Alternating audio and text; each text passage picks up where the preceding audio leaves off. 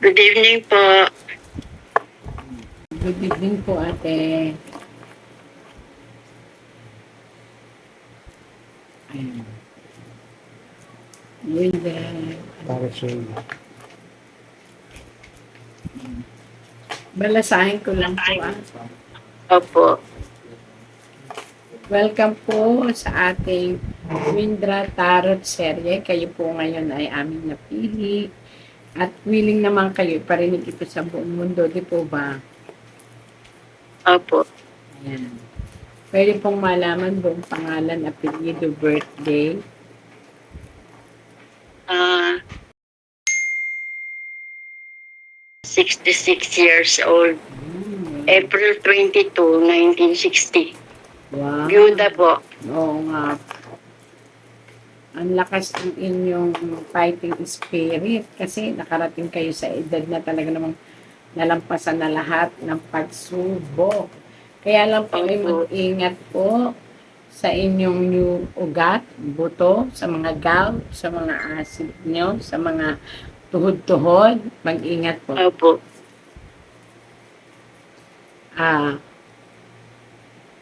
Ingi po ako sa inyo ng number na 1 to 10. Isa lang. 8 po.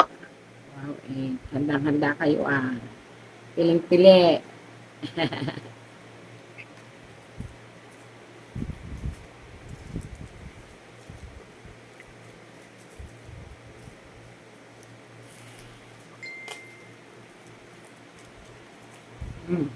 Ayon po dito, mother, nakita niyo po, nagre-reflect lang. Medyo ingatan niyo lang pong mabuti ang inyong kalusugan kasi talagang ang pinoproblema po natin ay tuhod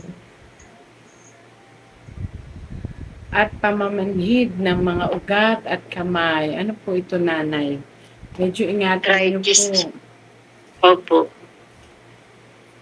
Ganun na rin po ang ating cholesterol at blood sugar.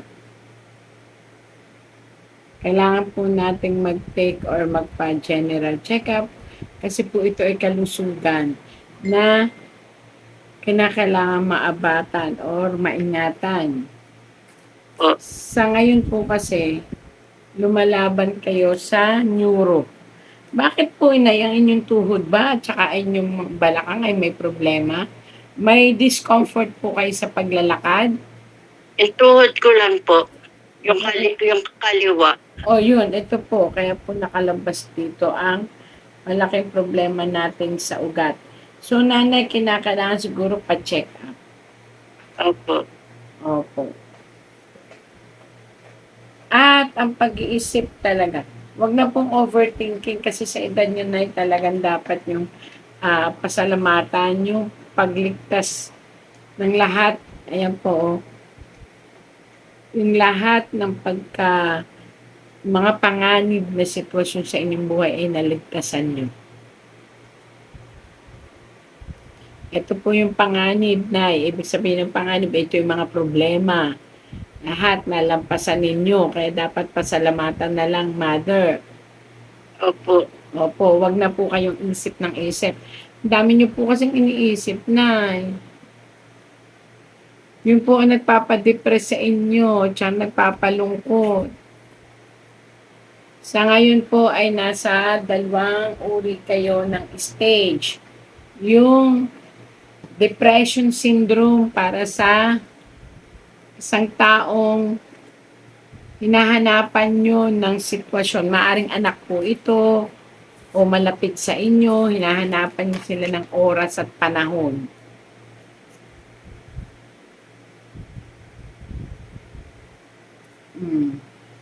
Nay, huwag nyo nang isipin din ang mga financial matter. Kaya na yan ng mga tao sa paligid mo, ha? Kasi until now, financial matter pa rin ang iniisip mo. Tama to, Nay? Opo. Wag na, Nay, kasi sa ganyang stage ng edad, dapat kalmante ka na lang kahit maraming problema, nalampasan mo nga. Sa ngayon kasi, Nay, may gusto ko ang ayusin na ano to, Nay, tao? Ito, isang tao, lalaki tunay. Gustong-gusto mong ayusin, I don't know kung pamangkin mo 'to o anak kasi nasa linya ng dugo. Ah, Gustong-gusto mo siyang makitang maayos, kaya lang matigas ang ulo nito. Sino tunay? yung anak kong lalaki. Opo, inay, iniisip mo siya, lagi mo siyang iniisip, kaya lang ayaw niyang makinig sa'yo kasi may sarili daw siyang mundo. Mm. Yun ang pinoproblema mo, di ba? Tapos, sino ito, mother? Isang babae naman na nasa malayo. May kilala ka bang ganito, Nay? Isang babae na malayo. Oo, baka yung anak ko yan. Ito, iniisip mo rin daw ito kasi parang nag-aalala ka sa kanyang buhay bilang babae at pamilya. Oo. Nanay, lahat naman ng iniisip mo ay tama. Kaya nagtataka ka ba't nabasa ng tarot, no? Kaya lang, nanay, ang sabi dito, bawal ka ng mag-isip ng mag-isip. Kaya na nila buhay nila, nay, ha? Opo. Hmm.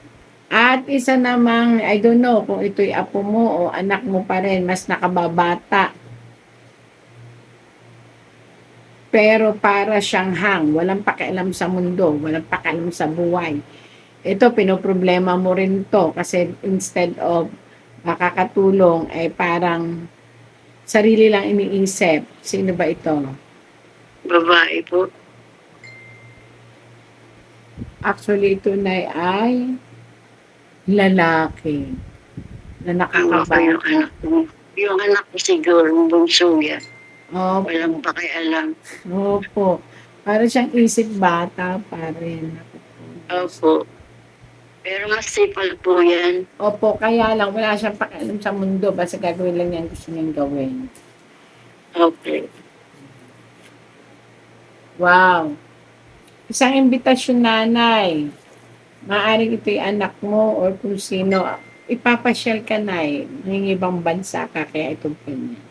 Yan nga, nilalakad nga po yung visa ko. Oh, congratulations, nanay.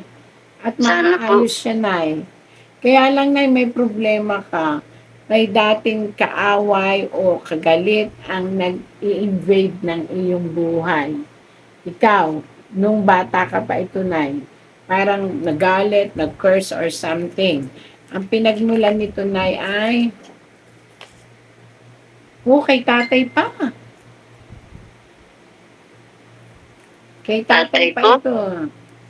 Kay tatay pa po nag-umpisa tong away na to. Oo. Opo, ayan.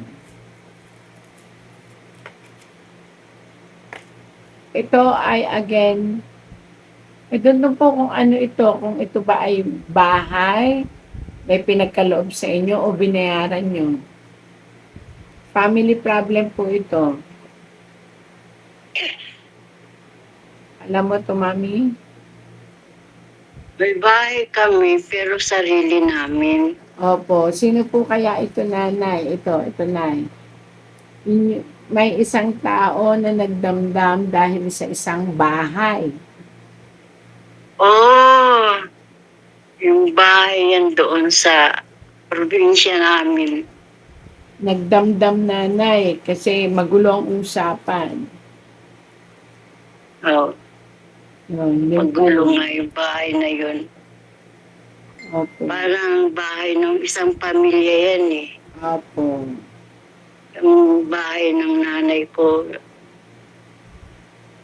parang hindi kami nagkakaintindihan. Yan po. So, yun lumabas po.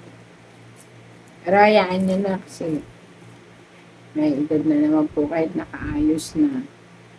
O nanay, maaayos na po at maa-approve ang inyong papeles at Ay, thank you. makakaalis po kayo. Wait lang po kayo. Opo. And, sa anak mo pala ikaw, na babae pupunta? Ah, Anak na babae ang sasalubong. Ayan po. Ito po, yung pupuntahan. Opo. May nasa malayong lugar. Opo, abroad na abroad. Opo. Yan, aalis ka na. Congratulations na. Thank you. Kitang-kita. Magliwaliw ka lang na. Sa edad mo niya, kailangan magliwaliw. Huwag nang mag-isip ng mag-isip. Pero eventually, baka matulungan din po ang isang anak ninyo na mapetition or makuha. Mm. Kaya lang medyo matagal pa po ito. Sana nga po.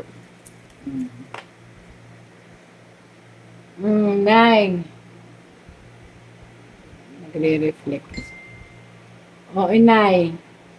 Huwag na kayong mag-isip ng mag-isip, maging free sa lahat at si tatay ay nag-aalala pa rin sa inyo. Ibig sabihin, kahit wala na siya sa paligid, nag-aalala pa rin siya. Talaga po. Opo, ayan po. Ayan po, isang Sa amin lahat po o isang anak niya lang? Lahat naman po. Sa amin lahat. Opo. Kaya wag na po kayo mag-isip ng sobra-sobra. Dapat nga po, relax na lang kayo ng relax. Kaya po walang laman ito kasi maaaring magtagal po kayo doon at ipasyal ng inyong anak at baka doon po muna niya kayo alagaan. Congratulations po. Thank you po. Wow. Nalampasan nyo na, nanay, lahat ng problema. Sarap na lang. Yung mga anak nyo, wala na, ha? Ang pakaingatan na lang, nanay, ha? Yung alta pressure at high blood, kinakailangan po ninyo magpa-check up ulit. Kung may maintenance, gamitin ang maintenance. The rest, huwag nyo na pong problemahin. Lahat po sila is okay at ayaw na nila kayo problema. Okay naman po ang buhay ng mga anak ko. Yes, okay po sila. May kanya-kanya na pong buhay. Yun na nga lang po iniisip nyo ngayon eh. Kaya wag, nanay, ha? Mababait pa tayo mga anak nyo. Okay, Opo. ako. Yung Sanay isa, po sila sa hirap. yes po, yung isa lang pong bunso ang ayaw ng pinakikialaman. May ugali po itong maramdamin, kaya hayaan nyo lang. Pero Oo nga po. tahimik lang po siya. Siya po ang Ayaw nasa tabi nyo. mapagsabihan. Opo, at siya po ay masipag. Opo. Ayan. Nanay, wala na ako iba nakikita. Babay, nanay. Again, nanay. Napakaswerte mo. Ang babait ng mga anak mo. Makakaalis ka. Huwag nyo nang isipin ng mga problema. Pagka si nanay inisip mo pa ng inisip, baka mamaya yung heart natin, yung alta pressure, maapektuhan. Okay, nay? Lahat po ba Thank ng you po. pinarot ko dito, nanay? Okay sa inyo? Opo. May tatanong po ba kayo, nanay? Baka gusto niyo tanong. Kasi nasagot naman eh, kaya kayo nagpatarot kung maayos ang papeles ninyo. Opo. Oh, Wala na po. oh, wala. Nasabi ng tarot kahit di pa kayo nagtatanong. Ano, nay? Thank you po. Oh, lagi nyo, nanay, kaming suportahan. Lagi nyo tatandaan na yun. God sent miracle everyday. Kaya wag na kayo mag-alala. Sleep tight lang at saka magpakasaya. Opo. Salamat po, nay.